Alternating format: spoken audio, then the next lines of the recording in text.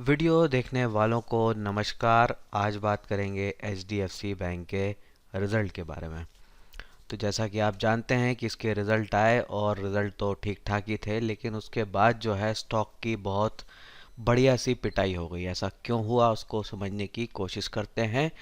और उससे पहले ये संवैधानिक चेतावनी जो है आप पढ़ लीजिए। इस वीडियो के कंटेंट को कोई भी इन्वेस्टमेंट या ट्रेडिंग एडवाइस ना समझा जाए। तो रिज़ल्ट आया। रिज़ल्ट आने के बाद जो है स्टॉक काफ़ी बुरी तरह गिरा। उसके बाद जो है आज फिर गिरावट हुई थी।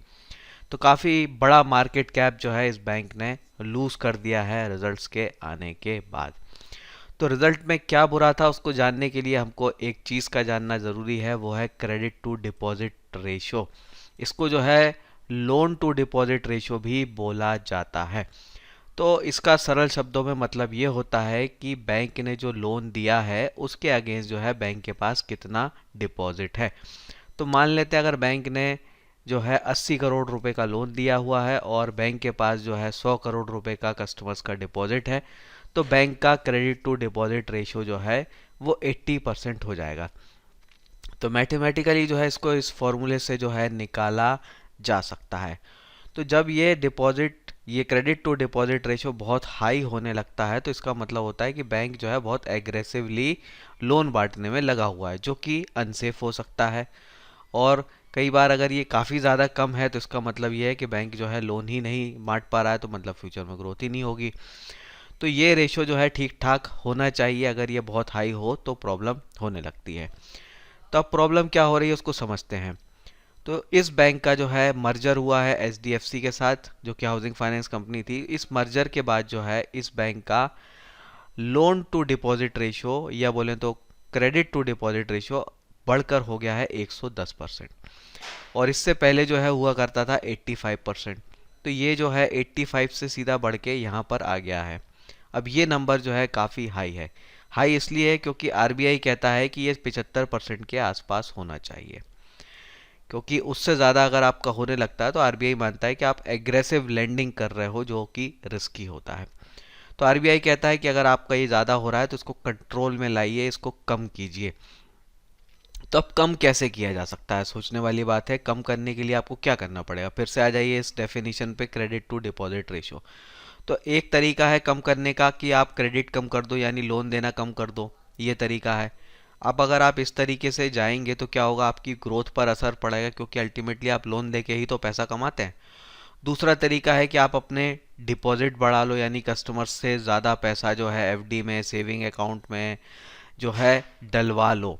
तो ये काम किया जा सकता है। अब इसमें से क्रेडिट घटा लेना अच्छी बात नहीं है बैंक के पॉइंट ऑफ व्यू से, तो आपके पास जो ऑप्शन बचता है वो डिपॉजिट बढ़ाने का ही बचता है। तो जब आपको डिपॉजिट बढ़ाना है तो आप क्या करते हैं, बहुत सारी ब्रांचें खोलते हैं ताकि नए कस्टमर्स आए, नए कस्टमर्स का पैसा जमा हो और हमारा डिपॉजिट बढ़े। तो बैंक जो है प्लान कर रहा है 1000 ब्रांचेस जो है खोलने के लिए 2024 में, और 13,000 टोटल जो है ब्रांच उसकी अगले 3 से 5 साल में हो जाएंगी। तो ये बैंक क्यों कर रहा है, एग्रेसिवली क्यों कर रहा है, क्योंकि उसको अपना डिपॉजिट बढ़ाना है। डिपॉजिट बढ़ाना है इसीलिए ये कर रहा है। तो अब प्रॉब्लम क्या हुई रिजल्ट के बाद, तो रिजल्ट आए और रिजल्ट में जो डिपॉजिट की ग्रोथ आई है वो स्लो रही है। तो जैसी उम्मीद थी वैसी ग्रोथ नहीं आई है, क्योंकि बैंक को अब इसको कंट्रोल में लाने के लिए क्या करना है, तेज जो है डिपॉजिट ग्रोथ लानी है, जो कि स्लो रही इस बार के रिजल्ट में। अब स्लो होने का मतलब ये है कि बैंक को अब जो है ज़्यादा पैसे, ज़्यादा इंटरेस्ट ऑफर करना पड़ेगा कस्टमर को, ताकि डिपॉजिट्स को बढ़ाया जा सके। अब अगर डिपॉजिट रेट में अगर बैंक ऑफर करेगा तो इससे प्रॉब्लम, प्रेशर आएगा एनआईएम पर, नेट इंटरेस्ट मार्जिन। तो अभी जो है ये बैंक बहुत ज़्यादा हाई इंटरेस्ट रेट अपने कस्टमर को एफडी पे, सेविंग पे ऑफर नहीं करता है, लेकिन अब करना पड़ सकता है। तो ये प्रॉब्लम है। और जब ये होगा तो एनआईएम पर आपका प्रेशर बढ़ेगा। और दूसरा, क्योंकि नई नई आप ब्रांचें खोल रहे हैं, तो ब्रांच जब भी नई खुलती हैं तो नया स्टाफ आता है, ऑफिस का खर्चा होता है, तो ये सारे खर्चे के कारण जो है आपका कॉस्ट बढ़ जाता है। तो कॉस्ट टू इनकम रेशियो जो है वो भी आपका खराब हो सकता है। तो दो कंसर्न है, एक तो आपका एनआईएम डिप्रेस हो सकता है और आपका कॉस्ट बढ़ सकता है। तो ये दोनों चीज़ें जब होंगी तो क्या होगा, अल्टीमेटली आपके पैट मार्जिन्स पर, प्रॉफिट आफ्टर टैक्स मार्जिन पर प्रेशर आ सकता है। तो तो यही चिंताएं हैं जिसके कारण जो है स्टॉक पिटा है। तो रिजल्ट आए और रिजल्ट में डिपॉजिट की ग्रोथ जो है उम्मीद के मुताबिक नहीं आई, और इसके कारण जो है इन सारी चीज़ों पर जो है क्वेश्चन मार्क खड़े होने लगे हैं, और यही क्वेश्चन मार्क जो है आपको शेयर के प्राइस में रिफ्लेक्ट होते हुए दिख रहे हैं। तो ये है होल सोल रीज़न कि स्टॉक की पिटाई क्यों हुई। तो इसके साथ जो है इस वीडियो को मैं ख़त्म करता हूँ। ध्यान रखिएगा वीडियो की कोई भी बात को ट्रेडिंग या इन्वेस्टमेंट एडवाइस ना समझा जाए। अभी के लिए इतना ही, फिर मिलेंगे। जय हिंद।